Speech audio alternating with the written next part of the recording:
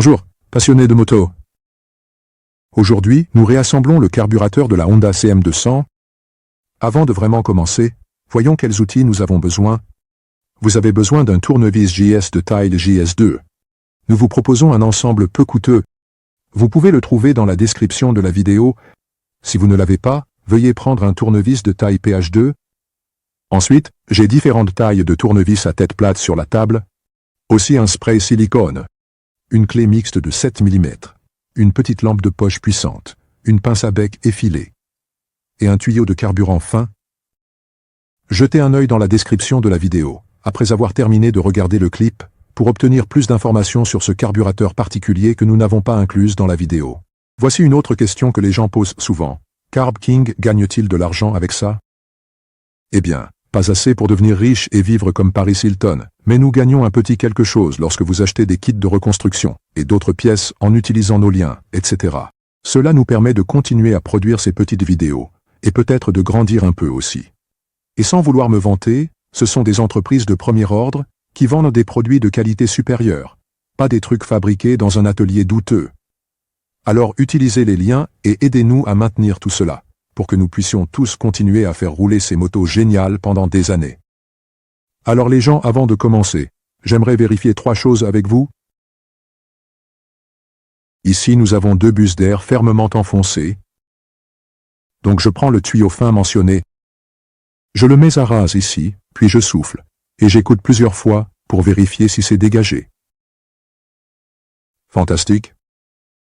Ce qui fonctionne. Et puis il y a une autre ouverture ici dans le carburateur. C'est l'évent de la chambre à flotteur. Là aussi je souffle plusieurs fois pour vérifier si tout est dégagé. Oui, cela fonctionne aussi merveilleusement. Là nous pouvons commencer. Un indice encore au début. Regardez, s'il vous plaît. Le siège de la soupape à aiguille du flotteur est fermement fixé, ici. J'ai déjà poli là. Vous pouvez voir. Aussi qu'il brille à nouveau. Il est généralement nettoyé après le nettoyage par ultrasons, mais un peu mat, il en a besoin. Mais pour un bon fonctionnement, une belle surface lisse, c'est pourquoi je l'ai soigneusement poli. Nous commençons maintenant directement avec le bloc de la buse principale. Et sous le bloc de la buse principale, la buse à aiguille est ajoutée. Regardez.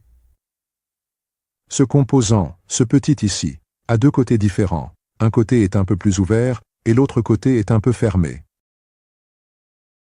Vous prenez cette pièce maintenant, comme ça avec ce côté ouvert vers le bas, et laissez-la glisser ici.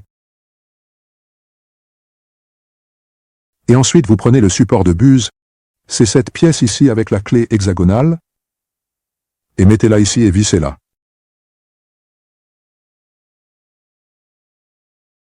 Vous devez peut-être encore appuyer un peu parce que la buse à aiguille, que l'on voit là, doit ressortir là, ainsi. Elle est pressée là-dedans un petit peu pour qu'elle puisse glisser dans son siège, et ensuite, vous pouvez visser ici la tige de buse fermement. Vous avez besoin de la clé mixte de 7 mm. Veuillez ne pas trop serrer, c'est un matériau doux, plus un petit filetage, donc ne vissez pas trop fort. Ici, à cette position, vient maintenant la buse principale. C'est celle-ci. Nous avons ici de notre kit de réparation, que vous pouvez trouver, comme toujours, dans la description de la vidéo. La buse principale est vissée, veuillez utiliser un tournevis qui s'adapte aussi bien que possible. Et ici le même conseil, que pour le support de buse lui-même, matériau doux. Petit filetage, donc veuillez ne pas exagérer. Et ensuite, vous prenez la buse de ralenti, qui est celle-ci.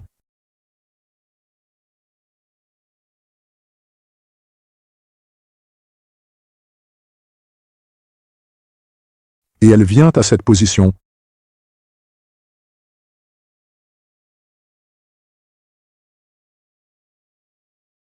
Ici, le même conseil, utilisez un outil bien adapté, ne vissez pas trop fort, petit filetage, matériau doux.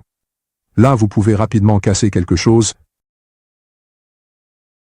Donc les buses seraient déjà ici, et vous pouvez monter le flotteur. Le flotteur que nous avons, ici. Et ici nous avons une nouvelle aiguille de flotteur. Maintenant je prends l'aiguille de flotteur dans ma main. Et elle a un tel crochet en fil ici en haut. Ce crochet en fil est maintenant enfilé sur cette petite languette en tôle ici.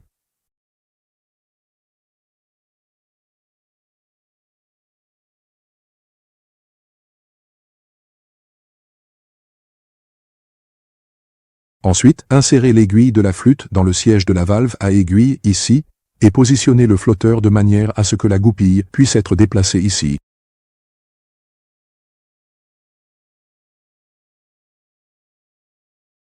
La goupille est peut-être très lâche.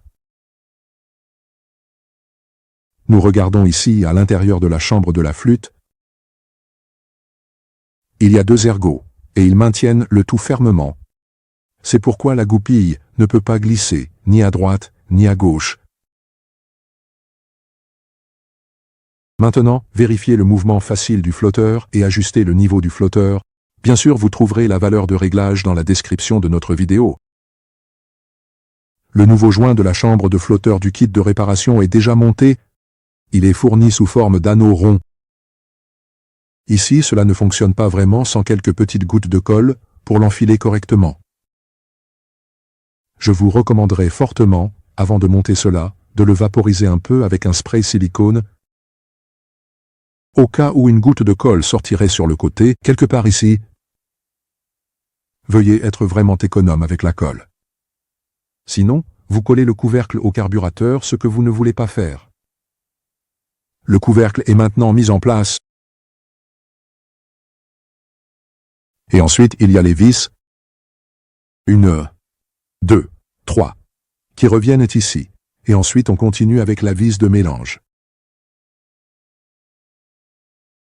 La vis de réglage du mélange au ralenti, c'est celle-ci, déjà assemblée ici, et ici pour vous, juste une fois de plus dans l'ordre d'assemblage pour que vous puissiez voir, la vis elle-même dessus, le ressort, puis la petite rondelle, et le joint torique. Donc c'est ainsi qu'elle est montée ici. Ensuite je place le carburateur de cette manière, pour pouvoir le monter à l'horizontale. Je le fais de cette façon, car je ne veux pas que tout se désassemble par inadvertance. Maintenant, la vis de réglage du mélange est vissée jusqu'à ce qu'elle soit complètement enfoncée. Veuillez faire attention à la butée. Ne forcez pas trop, n'utilisez pas trop de force. Ensuite, il y a un nombre précis de rotations qu'il faut dévisser à nouveau. Donc, c'est le réglage de base, selon les réglages d'usine, et vous pouvez trouver cette information, comme toujours, dans la description de notre vidéo. À l'étape suivante, nous pouvons compléter à nouveau le coulisseau. Là, nous avons l'aiguille de gicleur du kit de réparation. Un nouveau clip est monté. Donc, vous prenez l'aiguille et vous l'insérez dans le coulisseau, ici au milieu, dans le grand trou.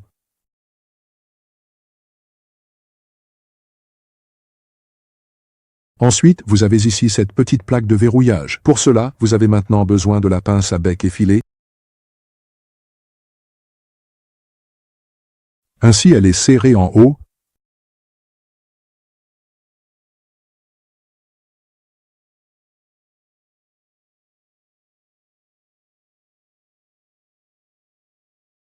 Je le montre ici.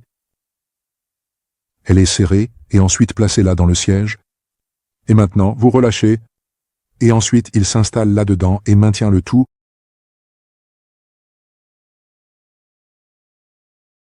Maintenant, il est pressé vers le bas, un petit peu.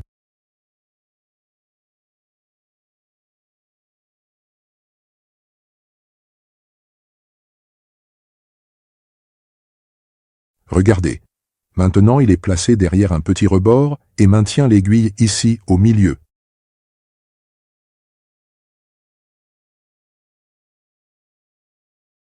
Veuillez vous assurer que cette rainure ici sur le côté reste libre. Cela signifie que le clip ne doit pas être ici, donc cela doit rester libre.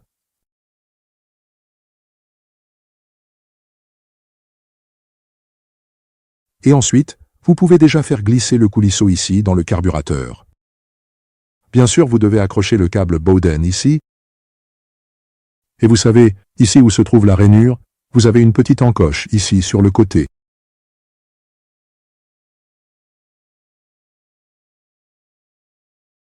Juste là sur le côté du mur. Vous voyez ça? C'est le guide, pour cela. Le coulisseau entre. avec vous bien sûr, avec le ressort du câble Bowden dessus. Ensuite, vous avez le couvercle ici, où passe le câble Bowden. Bien sûr, vous faites cela sur la moto. Le ressort a pas mal de puissance. Veuillez le mettre droit, pas comme moi.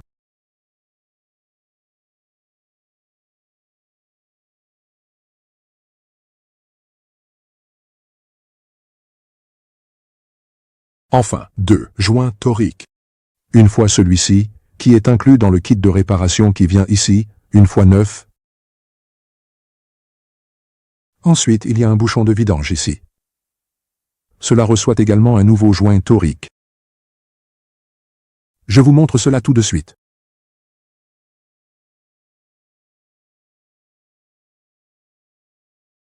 Donc il scelle ici à l'avant du cône, mais en plus seulement avec un joint torique.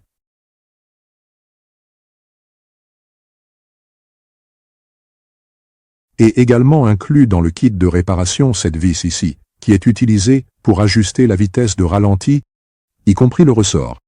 Je n'ai pas besoin de vous montrer, il suffit de la dévisser, de mettre la nouvelle, et c'est fait. Ensuite vous avez terminé. Petit conseil, le joint torique de la vis de réglage du mélange de ralenti est plus petit, donc vous ne pouvez pas confondre les deux. Celui-ci, pour le bouchon de vidange, est nettement plus grand. Et nous avons terminé. J'espère que notre vidéo vous a plu. Laissez un pouce en l'air et un abonnement pour nous soutenir. Nous vous souhaitons beaucoup de plaisir. Bonne chance avec le projet. À la prochaine vidéo. Au revoir.